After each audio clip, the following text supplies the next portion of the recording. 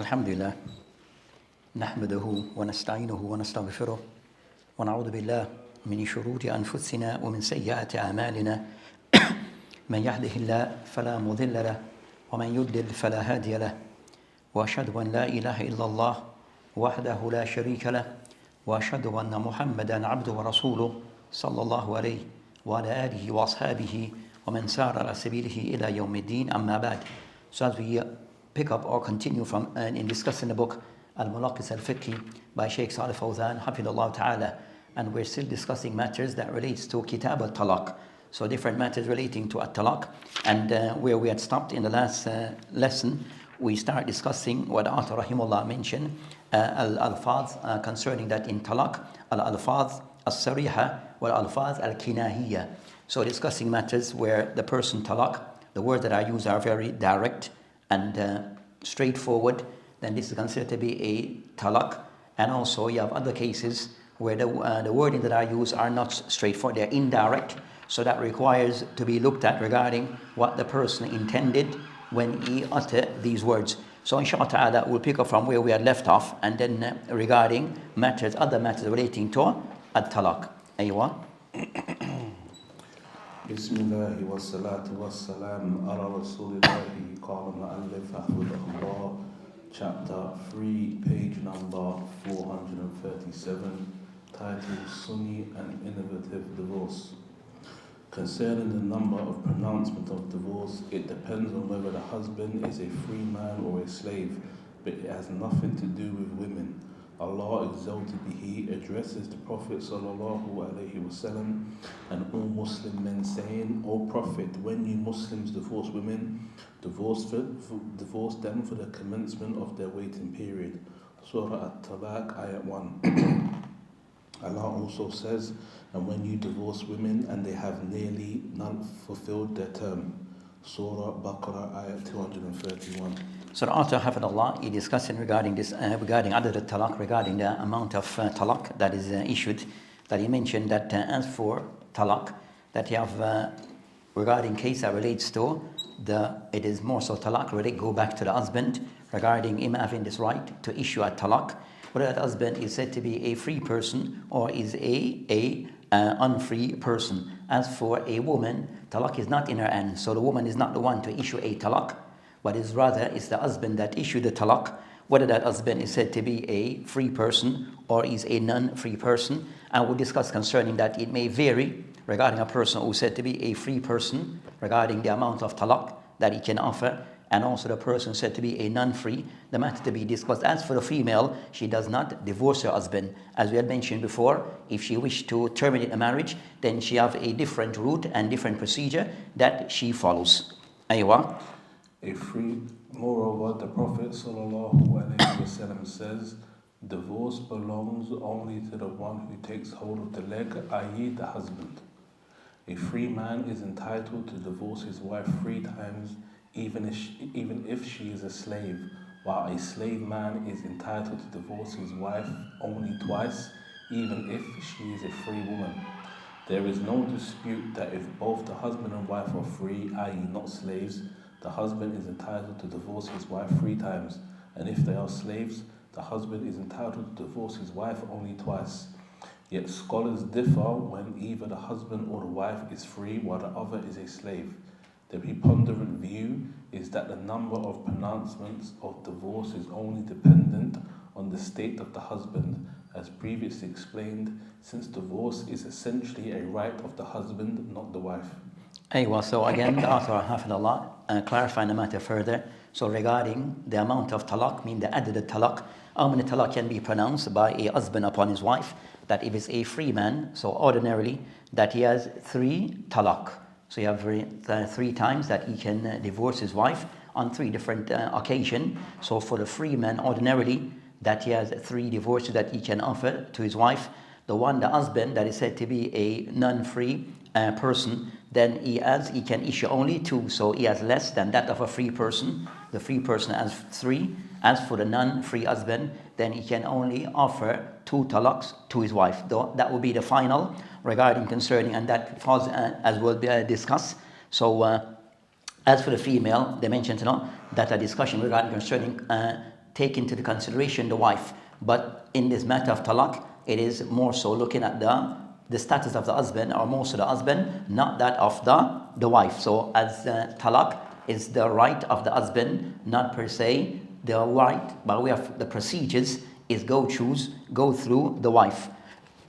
That even of recent, you'll find something that is going around, if it is correct, on YouTube regarding that a lady divorced her husband after recently been married. So we had mentioned before, there was a marriage that took place that it cost millions, right? Within soon after that, millions of dollars that was placed for that nikah, then that wife and the husband, they're like, people of royalty, as they say, that they divorce after a year. But the divorce is with a wife, she's divorcing the husband. So she write him a text, I divorce you, I divorce you, I divorce you, I divorce you. So we're now you are now my ex-husband. So I said in that case, regarding concern talaq, is not for her to divorce her husband.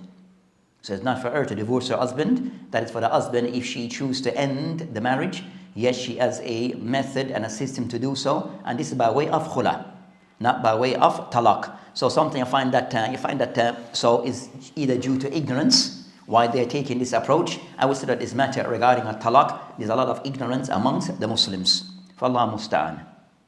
So again, the author rahimahullah mentioned, or Hafidullah mentioned, for the husband, he has 2-3 chances regarding the amount of divorces that he can offer his wife. That's for the free person. As for the husband, who is a non-free person, then he has 2 talaq that he can issue his wife. Aywa. It is permissible for the husband to make exceptions while divorcing his wife or wives. Such exceptions can be related to the number of pronouncements of divorce, such as saying you are divorced 3 times except 1, i.e. twice. Likewise, a man can exclude one of his wives while divorcing them, such as saying, I divorce all my wives except Fatima. However, the excluded thing must be half or less than half the general term. In other terms, it is invalid to make the thing accepted more than the general term, such as saying to one's wife, you are divorced 3 times except 2, i.e. once. Moreover, it is necessary to utter the exception when it concerns the number of divorce. For example, if the husband says to his wife, you are divorced 3 times while having the intention of excluding 1 time of divorce, it is deemed a threefold divorce. This is because the uttered number is considered a term that cannot be altered by a mere intention, since the spoken word is more reliable than the hidden intention. So as we had mentioned before, or what we discussed before regarding that talaq as-sarih. So the person, even though in istisna, where he's making an exception, so the husband might divorce his wife, but he put certain condition or put exceptions to it. So they mentioned istisna, using word concerning illa. So if he says, no, we are divorced, except. So they mentioned that in cases regarding that the number, that it has to be, the exception has to be half of what is being put forward. Then he mentioned, so also another case, that if the husband was to divorce his wife, but he utters it verbally. So it is uttered verbally, so whatever exception that he may have in his mind that was not uttered, then that doesn't count. So what is what counts is what is heard and what was uttered. As for what he, as in his mind, as an exception, because that is the unknown, then it doesn't count. So what counts is what is said and uttered. As we had mentioned before, that is sarih. So it falls into that which is sarih, which is you heard 3 divorces. So that is what is now looked upon and ruled upon. Aywa. Nevertheless, it is permissible for the husband to exclude one of his wives by his mere intention while uttering the pronouncement of divorce. For example, if the husband says, my wives are divorced, and he intends to make an exception of one of them, this exception is legally valid, though it is not verbally expressed. This is because the words my wives can refer to all or some of them, and thus the intention is a decisive criterion in this case. It is permissible to make conditions for divorce. For example, the husband can say to his wife, if you enter the house, you will be divorced. making the divorce dependent on her entrance to the said house. The only one permitted to make conditions in divorce is the husband.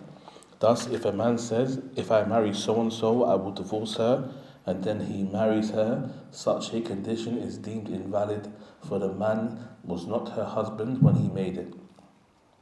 This is due to the hadith narrated by Omar ibn Su'ayb from his father and his grandfather respectively, in which the Prophet ﷺ says, "The son of Adam should not make a vow about what he does not possess, or set free what he does not possess, or divorce what he does not possess."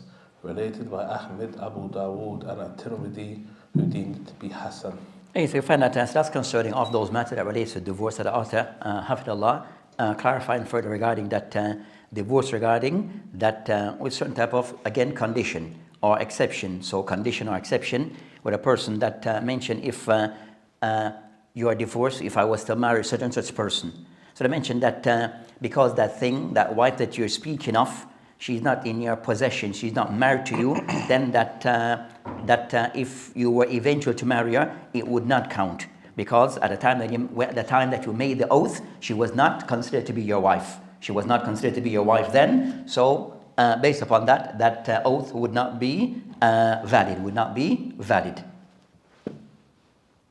And the hadith is mentioned, the hadith is discussed with the hadith of the ulama, Al-Khattabi, and also At-Tirmidhi, and also others, all the hadith to be Hassan. Amongst them Shaykh Albani, Wal Arnaud, all the hadith to be Hassan.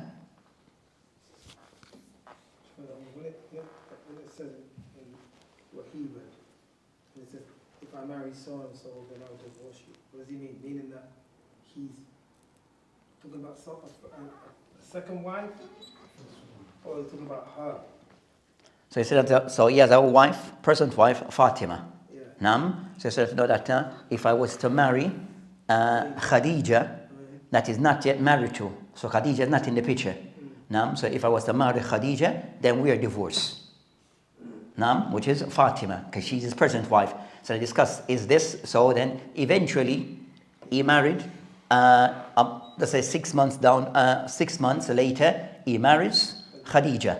Then is because he had put an attachment in marrying Khadija, then you, Fatima, were divorced. Is that valid? Based upon that the time when he made this oath or mentioned this oath, that Khadija was a foreigner to him. She was not his wife.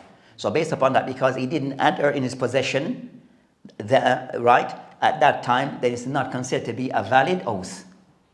Okay. You understand? So it was a case where he had 2 wives. And what I would say, but he would say to one of his wives, if you were to enter the house of that other wife, then we're divorced. Then that goes into effect. You understand? But because of the wife he's speaking about, that she was not his wife at the time that he made the oath, right? Then it does not count because she was not under his authority. Okay, the oath doesn't count, but because he's uttered, remember we were talking about the utterance of the word divorce, or talaq. But because he's uttered this statement, does the divorce count? The divorce doesn't count. So the divorce and the oath. So the oath. So the oath is invalid, the divorce is invalid. Is that what it says? No, so said the oath, as he said, that the oath that it would not be, the oath still valid, but as for the divorce, no. Because what he said. Okay. But because when he made this oath at that time, that Khadija was not one of his wives, she was not his wife. So he's making an oath upon something that he did not add in his possession. So based upon that, it doesn't count, even though later on she became his wife. Because at the time he made the oath, they said in real time when he made the oath, she was not a part of his family, not his wife. Aywa. Allah exalted be He says, "O you who have believed, when you marry believing women and then divorce them." Surah Al-Ahzab, ayat 49. This verse and the aforementioned hadith indicate that a man's divorce of an ajnabiyya is invalid. There is consensus on the ruling when it is a direct pronouncement of divorce, and it is also agreed upon by the majority of scholars when it is a conditional pronouncement of divorce. If the husband makes a condition for divorce, divorce is invalid unless the condition is fulfilled. Furthermore, sometimes the husband is uncertain about his utterance of the spoken form of divorce, the number of pronouncements of divorce he has made, or the fulfillment of the divorce conditions. If the husband is uncertain whether he has uttered the spoken form of divorce or not, divorce is deemed invalid, as a marriage is a certain fact that cannot be nullified by a mere doubt. Okay, so the marriage now is considered to be that, so in the case of shak, so the person of doubt regarding is divorce, so the thing that would take precedence, so what is take precedent is what is known. So the fact that we know is that you're married. So you remain married to that woman until, because that is already established. So you remain married until we have something, or there's something that has been produced that is clear that you did divorce you, something of certainty. So certainty would take precedent, which is what we are certain of, in this case of doubt, is that you're married. So to say anything else, it has to be, or to remove this, or to alter this, then we need something which is also certain. So any type of doubt, it will be dismissed. Aywa.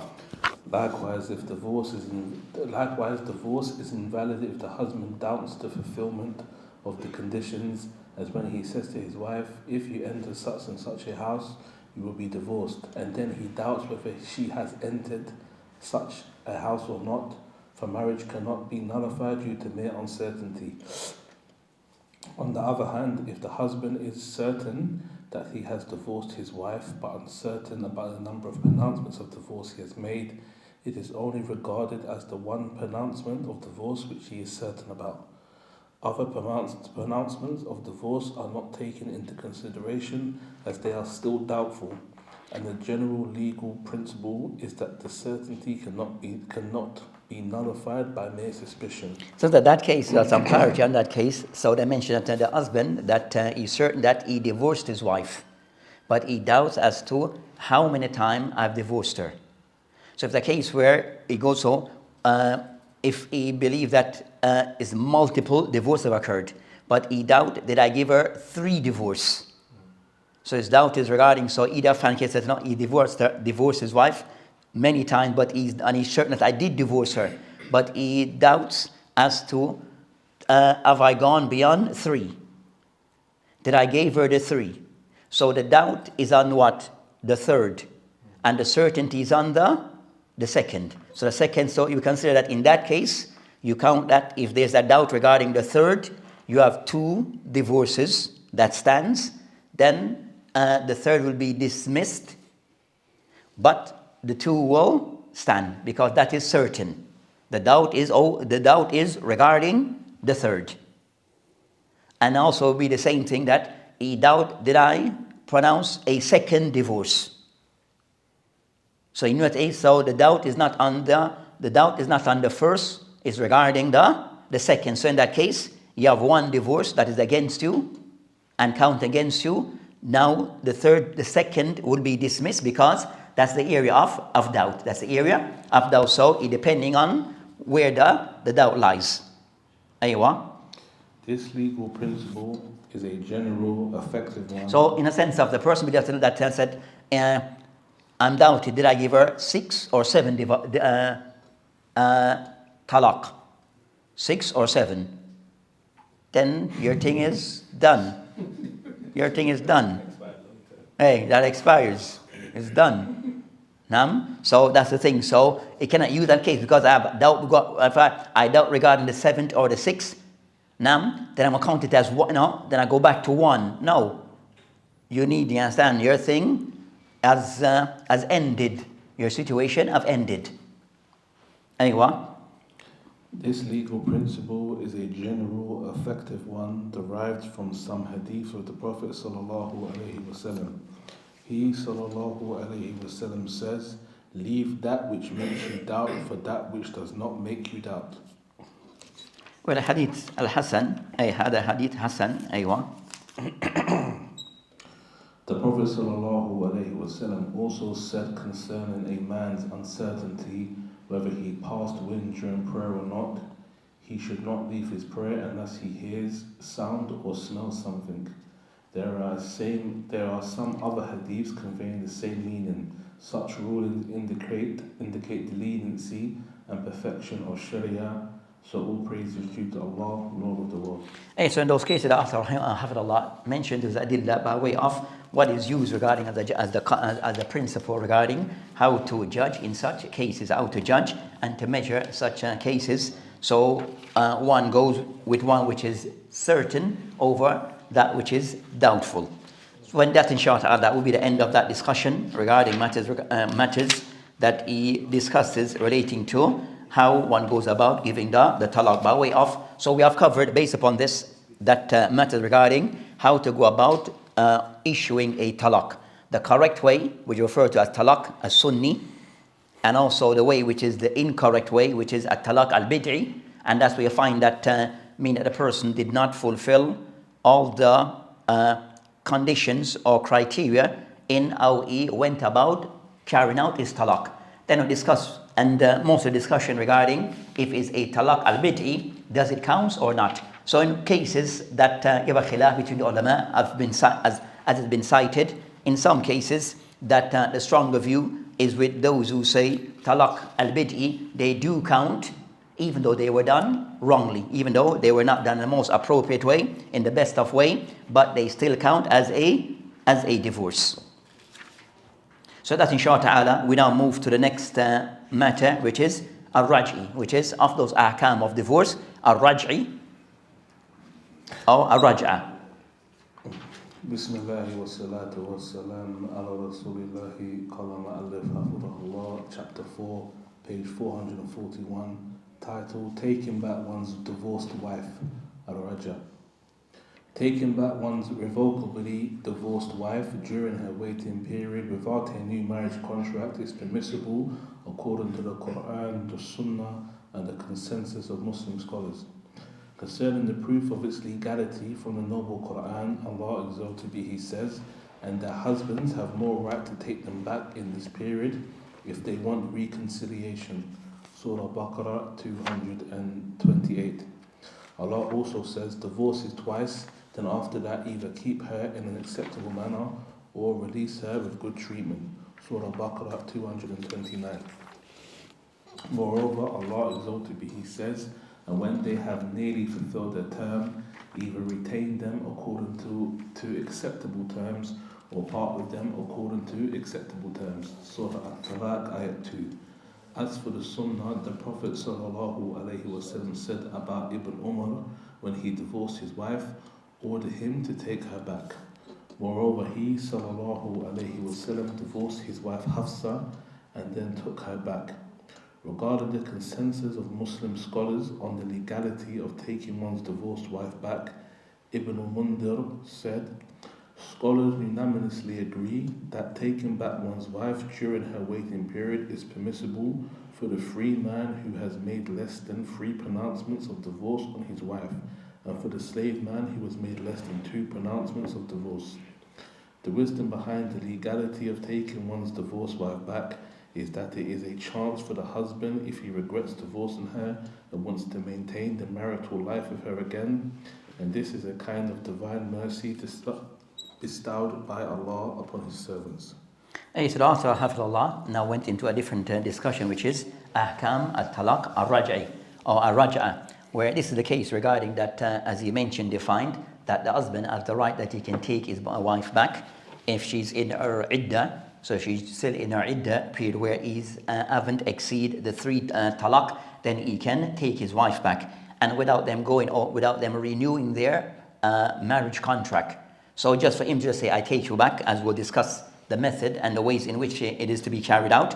But this here, as that have been mentioned, is the evidence showing the permissibility of this. So it shows the permissibility that the husband and the wife, that they can go back together. That is called a raj'i or raj'a. But there's procedures regarding this. So you find from the Quran, from the Sunnah, and that even cases shows concern that sometimes even the Prophet Islam, the Prophet Islam that went through a talaq. So the best amongst us even experienced a talaq. So talaq is not to be seen are indifferent, depending on that, that is something that is totally wrong. So sometimes people have the idea that talaq is totally wrong. And one must do anything possible to keep that marriage, regardless.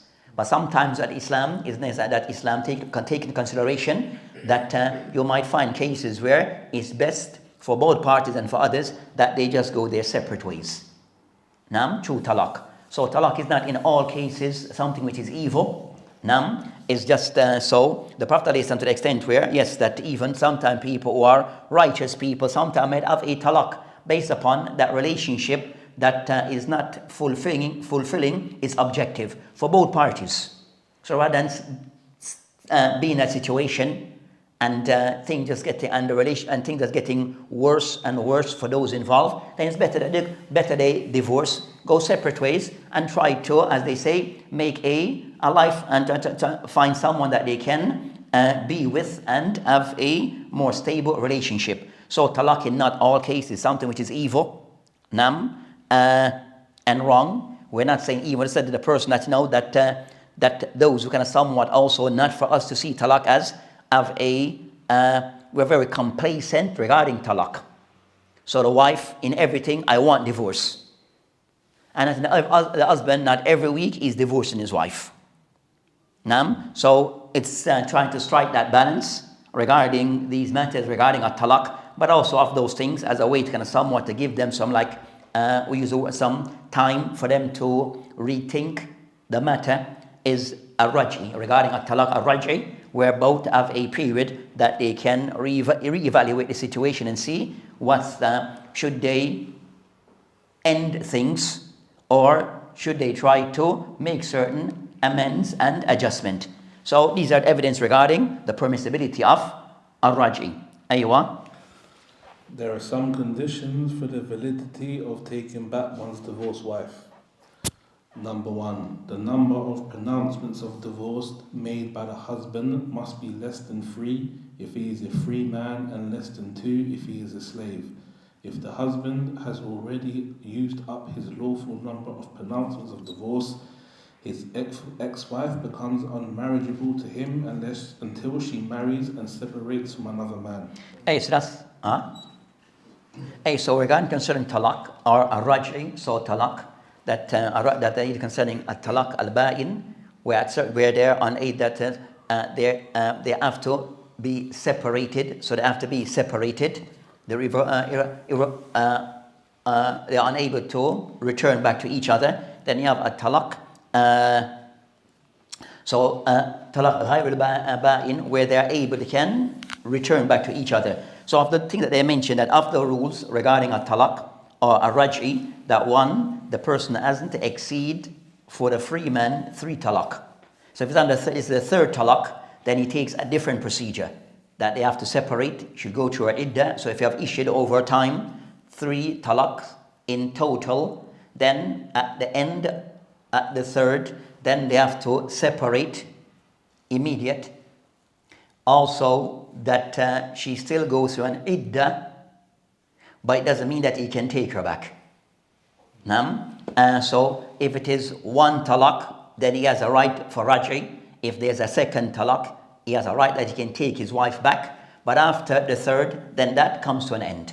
Then that follow different procedures. So he mentioned in general, in brief, that she's not permissible for him to remarry her unless she has remarried someone else in a genuine marriage, and that marriage, for whatever reason, that either it ended or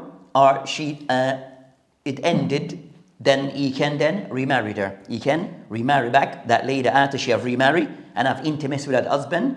Then that marriage did not, then it ended for whatever reason and way. Then she can remarry that previous husband. Aywa.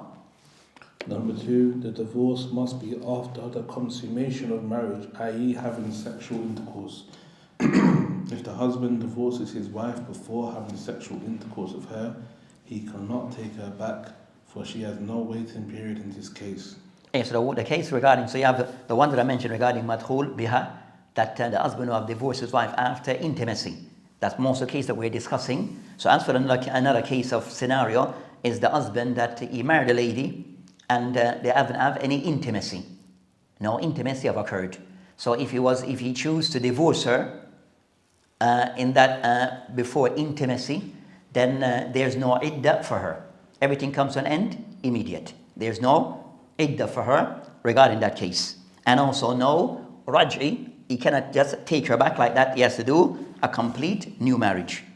Aywa. Allah exalted be He says, O you who have believed, when you marry believing women and then divorce them before you have touched them, i.e. consummated the marriage, then there is not for you any waiting period to count concerning them. So provide for them and give them a gracious release. Surah Al-Ahzab, ayat 49. Number 3.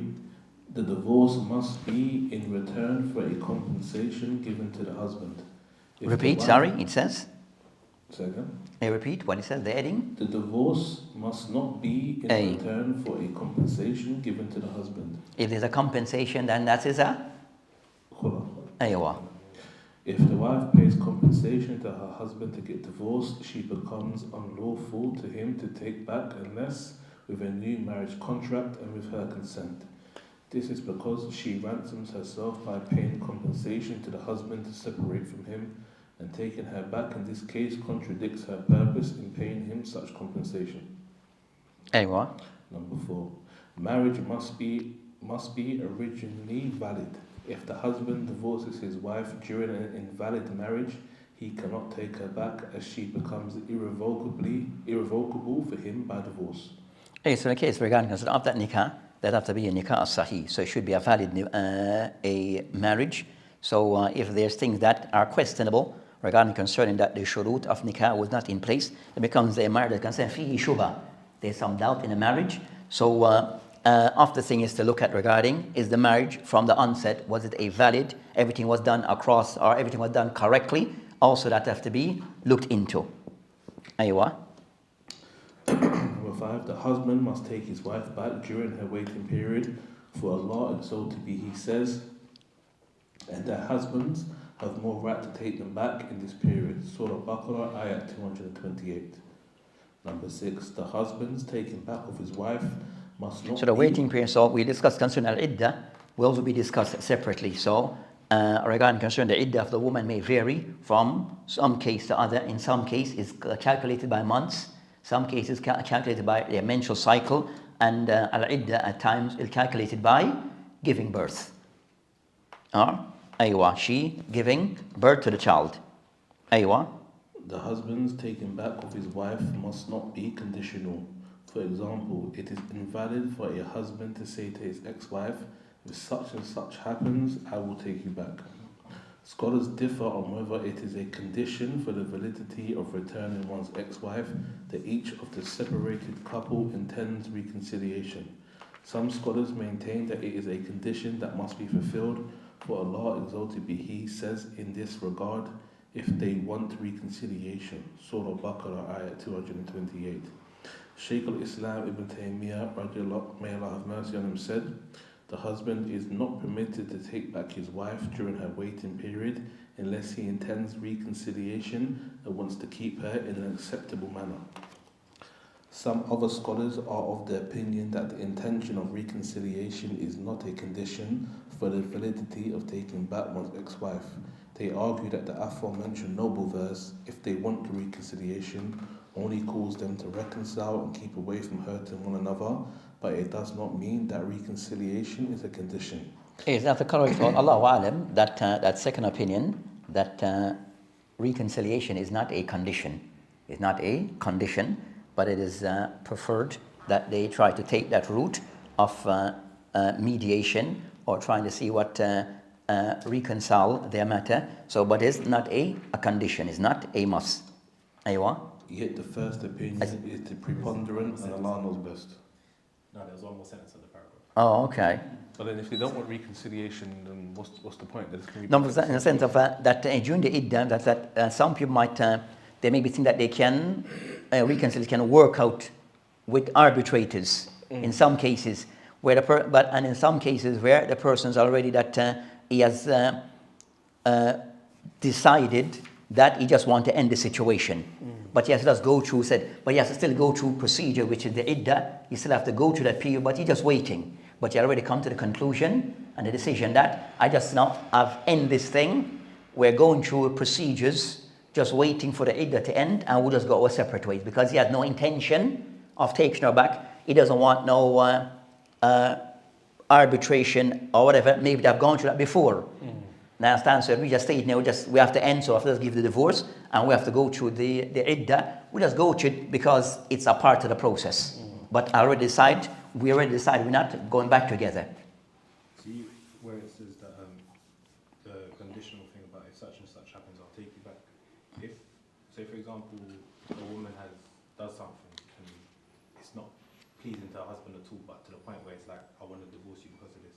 But then he's given her talaq, and he said, look, if you stop doing such and such, or if you sort out such and such, I'll take you back. Does that fall under the same category, or is that something that he just needs to have in his own head? Okay, she sorted it out, so I'm going to take her back. Yeah, that's something that maybe answers that. It depending on what those things that depending on the condition he's setting.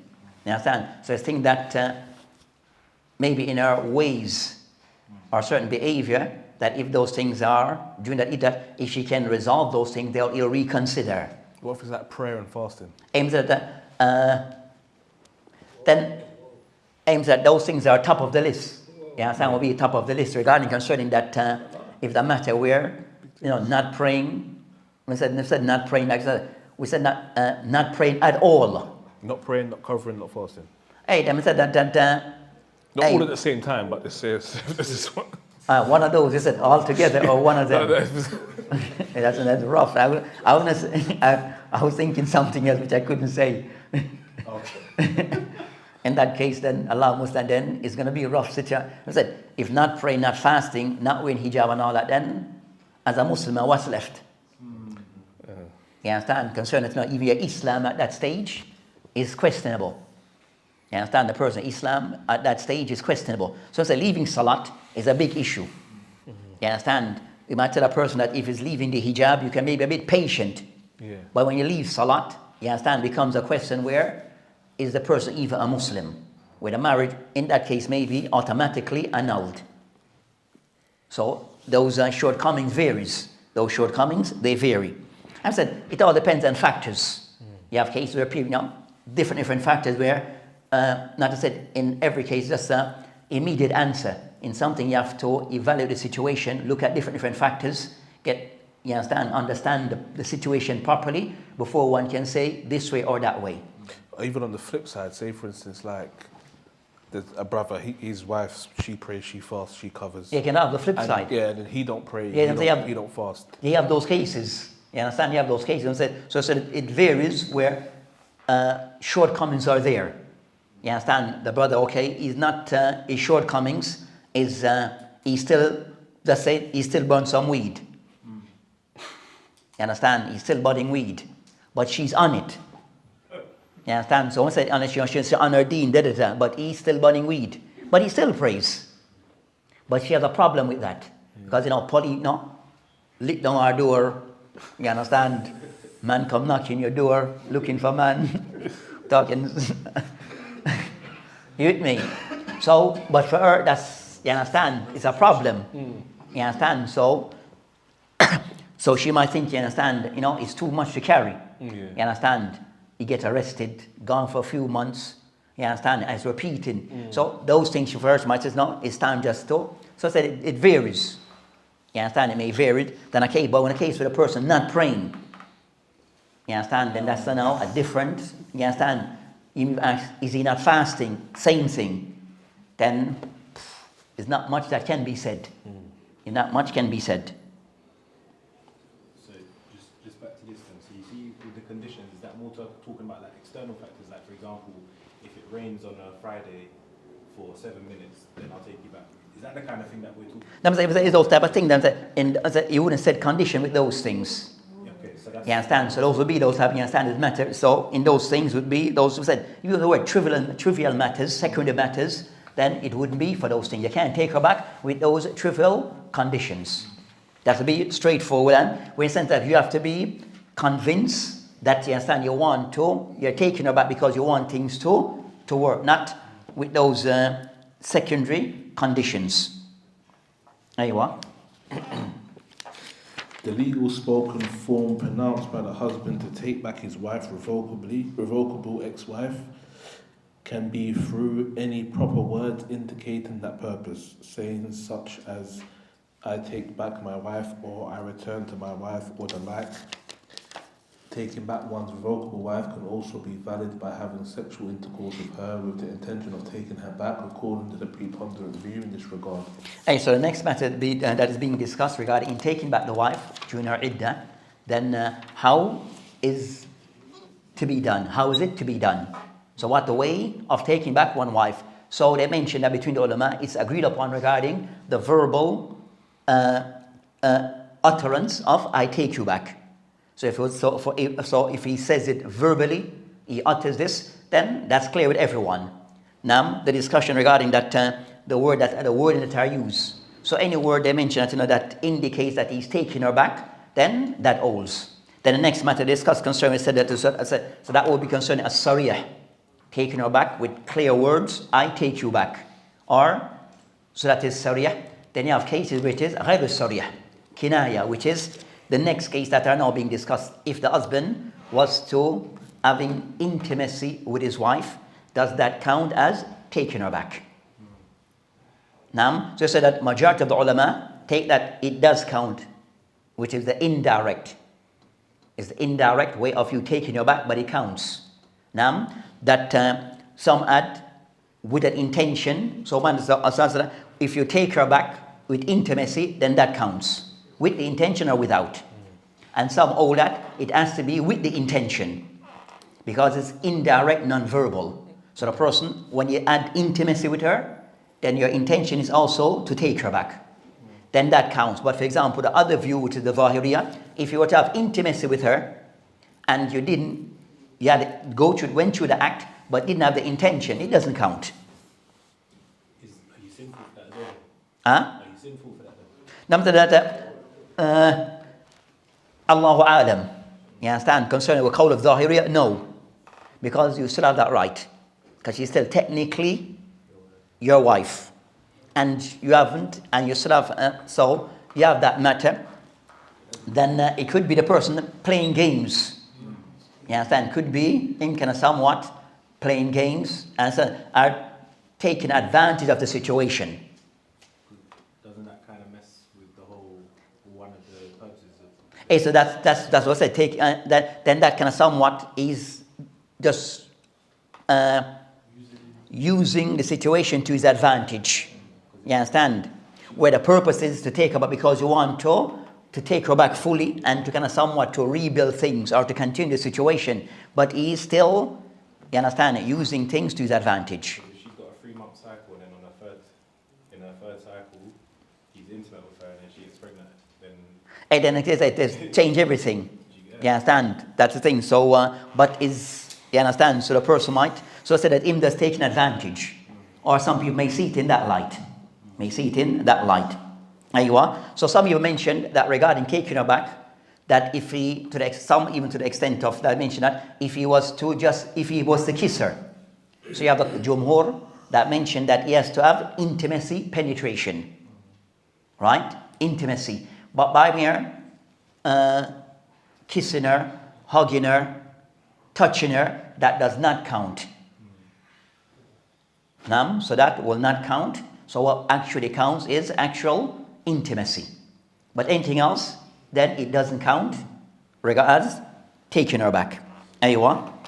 If the husband takes back his revocable ex-wife back, it is an act of the Sunnah to bring some people as witnesses. Some scholars say that it is obligatory, as Allah exalted be, He says, and bring to witnesses 2 just men from among you. Surah At-Talaq, Ayat 2. And the latter is one of the opinions attributed to Imam Ahmed. Moreover, Shaykh Taqiyuddin, may Allah have mercy upon him, said, it is by all means invalid for the husband to take back his revocable ex-wife back in secret. Hey, so that also the matter we discussed that in taking back regarding concerning Raj'i, does he ask to have witness or not? So witness, is it conditional in taking her back, where if you take her back, even saying verbally, then you need to inform two individuals? Time for done already? Okay, time going.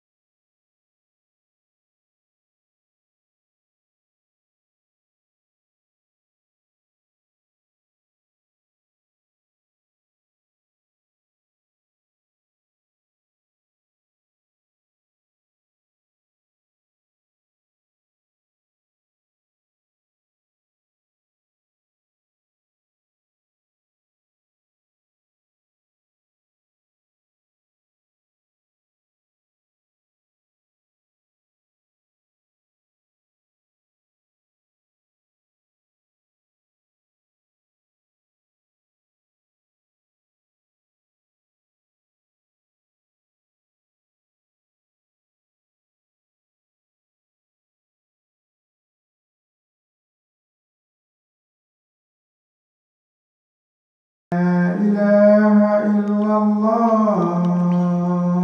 لا إله إلا الله.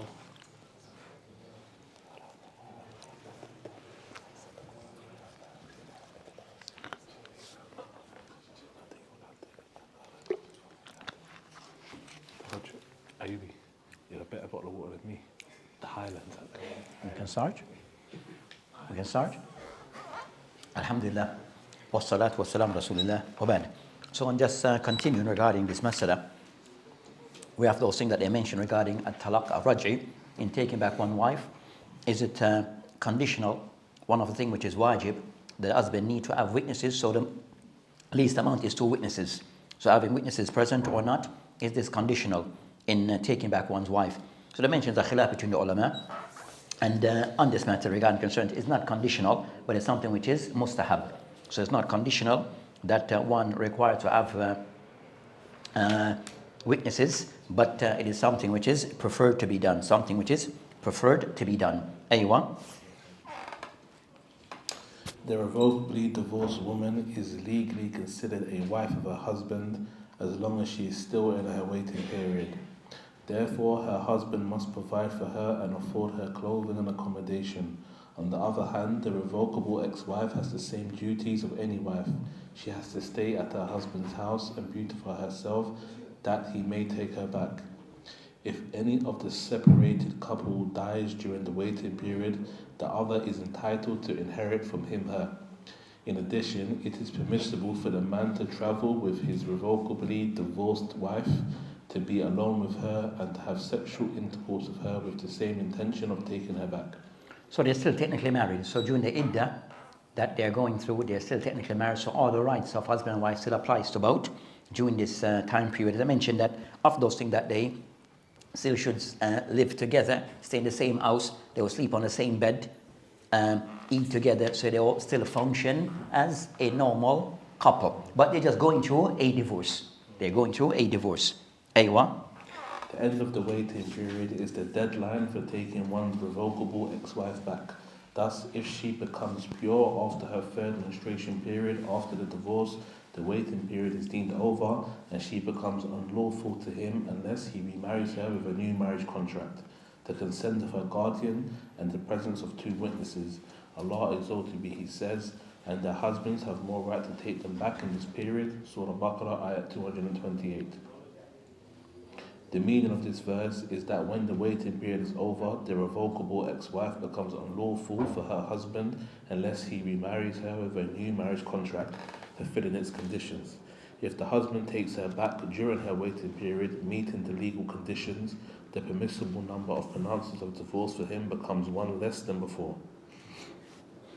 When the husband uses up the permissible number of pronouncements of divorce, i.e., when he divorces his wife for the third time, she becomes unlawful for him to marry unless she lawfully marries and separates from another man. There are three conditions to make such an ex-wife lawful to her husband. Number 1, she must marry another man. Number 2, her marriage to another man must be legal. Number 3, the second husband must have sexual intercourse with her. So it's legal in the sense there should be a valid marriage. So it could be legal, but they were kind of somewhat. It should be a marriage which is considered to be a marriage which is a valid marriage. So these are the conditions that they mention. This is because Allah exalted be, He says, and if he has divorced her for the third time, then she is not lawful to him afterward until after she marries a husband other than him.